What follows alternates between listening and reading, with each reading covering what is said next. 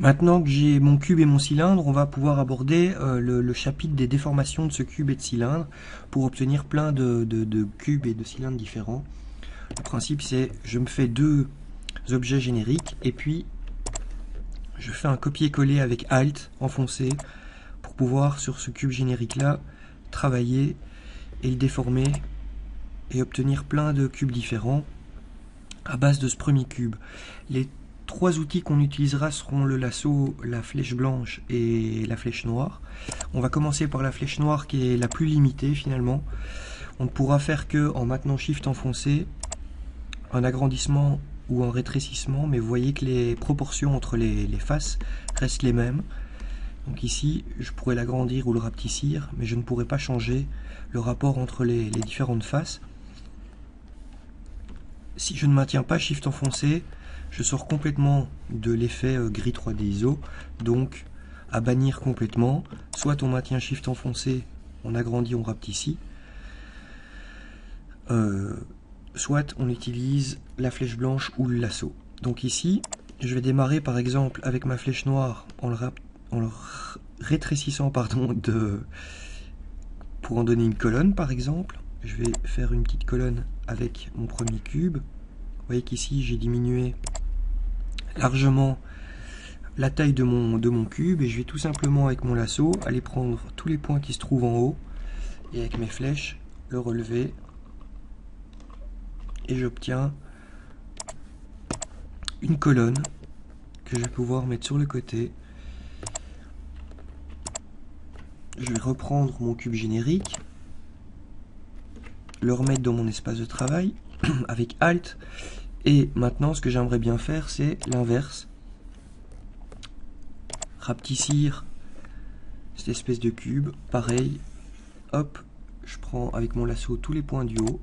Avec ma flèche blanche, je vais le déplacer. Et vous voyez que le problème, c'est que ça part d'un côté ou de l'autre, donc ça se déforme vachement. Je vais maintenir Shift enfoncé pour pouvoir diminuer. Donc sur cette technique là on a utilisé les flèches du clavier, sur celle-ci la flèche blanche après avoir pris le lasso et j'obtiens une petite dalle, hop, pareil sur le côté. Alors troisième et avant-dernière possibilité, mais il y en a encore plein d'autres possibles une fois qu'on comprend le système, c'est qu'ici ce que je vais vouloir faire c'est l'utiliser peut-être pour faire les fenêtres de ce qui sera le bâtiment ici. Je vais tout simplement dans ce cas-ci, sélectionner tous les points qui se trouvent à l'extérieur ou tous les points qui se trouvent d'un côté ou de l'autre finalement. Donc ici, je vais préférer prendre la face avant. Il a sélectionné les 4 points de la face avant, prendre ma flèche et venir rabattre les points en essayant de garder la bonne inclinaison. Donc ici, je vais terminer avec les flèches pour un tout petit peu plus de précision. Et j'ai déformé. J'ai fait ma troisième déformation de cube. Hop. Alors vous voyez qu'ici, par exemple, si je prenais ce cube-ci et avec Alt, je le duplique et je le place en arrière-plan, j'obtiens très vite un début de style de pancarte, par exemple, avec une simple déformation d'un premier cube. Et je pourrais mettre ici, hop, comme ceci, peaufiner évidemment. Donc je récupère encore un cube et je vais faire une dernière déformation. Encore une fois le même principe, utiliser le lasso pour la sélection de ces points d'ancrage, prendre tous les points d'ancrage par exemple qui se trouvent à droite et venir étendre mon cube comme ceci.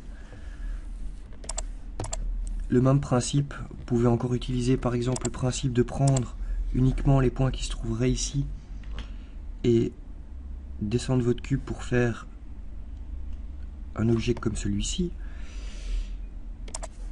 On pourrait rajouter des points d'ancrage, ce qui sera l'objet d'un autre tuto. Même principe maintenant avec les cylindres. Je vais revenir juste en arrière sur cette déformation-ci que je vais garder grande. Voilà. Donc vous voyez que maintenant j'ai mes 4 déformations de cubes. Je vais pouvoir faire exactement la même chose avec le cylindre. Donc il n'y a rien de plus ou de moins sur l'histoire des cylindres. Je vais tout simplement l'agrandir ou le rapetissir et prendre les points du haut, les points du bas pour les diminuer. Donc ici, comme j'ai oublié de le copier-coller,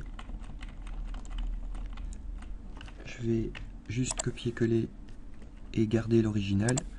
Et puis sur celui-ci, hop, diminuer la taille de mon premier cylindre, rendre un cylindre par exemple beaucoup plus fin. Pour ça, je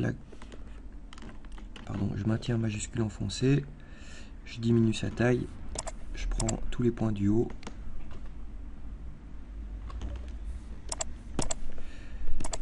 Et j'ai une deuxième déformation, je vais grouper parce qu'ils n'étaient pas groupés. Hop. Et voilà ma déformation de cylindre aussi. Je vais pouvoir maintenant réfléchir à ce que je pourrais faire avec tout ça.